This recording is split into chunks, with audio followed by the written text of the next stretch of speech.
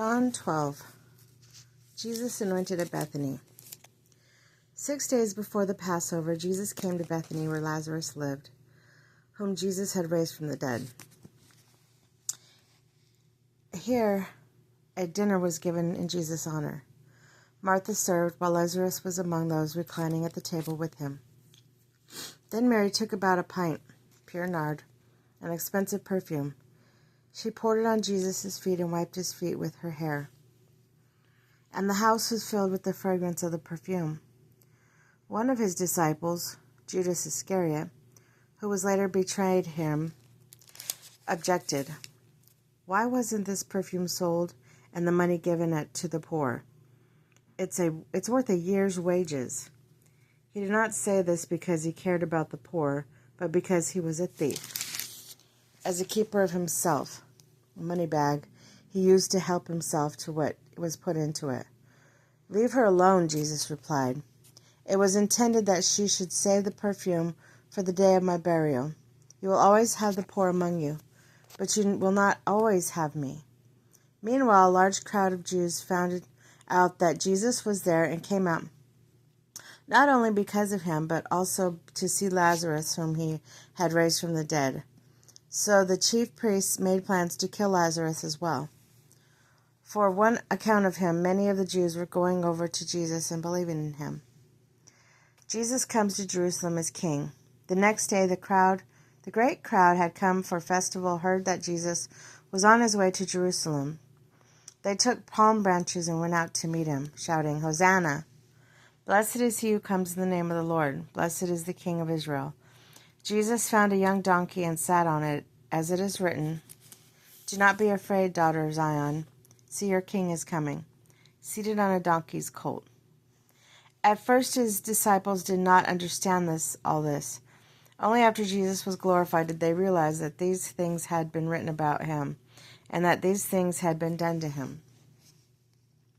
Now the crowd that was with him, when they called Lazarus from the tomb he raised from the dead, continued to spread the word. Many people, because they had heard that he had performed this sign, went out to meet him. So the Pharisees said to one another, See, this is getting us nowhere. Look how the whole world has gone after him. Jesus predicts his death. Now there were some Greeks among those who went up to worship at the festival. They came to Philip, who was from Bethsaida in Galilee, with a request. Sir, they said, we would like to see Jesus. Philip went to Andrew to tell Andrew. Andrew and Philip turned and told Jesus. Jesus replied, The hour has come for the Son of Man to be glorified. Very truly I tell you, unless a kernel of wheat falls to the ground and dies, it remains only a single seed. But if it dies, it produces many seeds. Anyone who loves their life will lose it, while anyone who hates their life in this world will keep it for eternal life. Whoever serves me must follow me, and where I am, my servants will also be. My Father will honor the one who serves me. Now my soul is troubled, and what shall I say?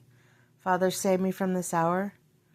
No, it was for this very reason I came to this hour. Father, glorify your name. And a voice came from heaven, I have glorified it, and I will glorify it again.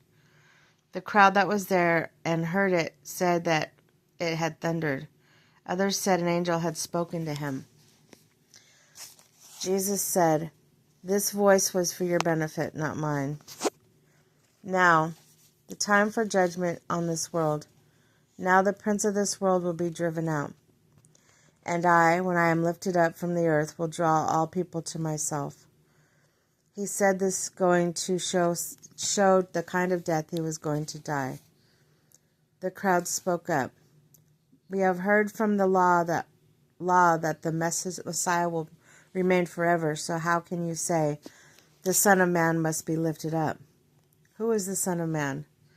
Then Jesus told him, You are going to have the light just a little while longer. Walk while you have the light, for darkness overtakes you, before the darkness overtakes you. Whoever walks in the dark does not know where they are going. Believe in the light while you have the light, so that you may become children of the light. When he had finished speaking, Jesus left and hid himself from them. Belief and unbelief among the Jews. Even after Jesus had performed so many signs in their presence, they still would not believe in him. This was to fulfill the word of Isaiah the prophet. Lord, who has believed in our message, and to whom has the arm of the Lord been revealed?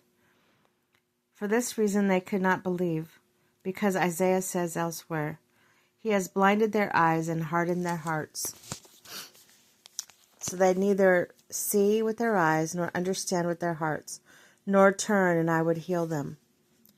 Isaiah said this because he saw Jesus' glory and spoke about him.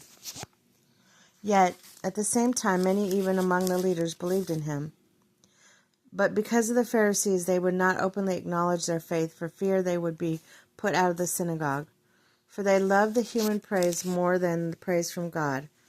Then Jesus cried out, Whoever believes in me does not believe in me only, but in the one who sent me.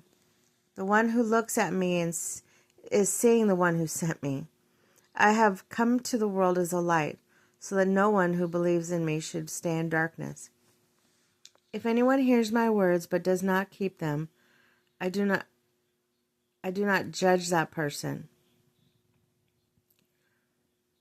For I did not come to judge the world, but to save the world. There is a judge for the one who rejects me and does not accept my words.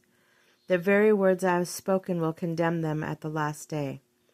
For I did not speak on my own, but the Father who sent me commanded me to say all that I have spoken. I know that this command leads to eternal life. So whatever I say is just what the Father has told me to say. Well, hello.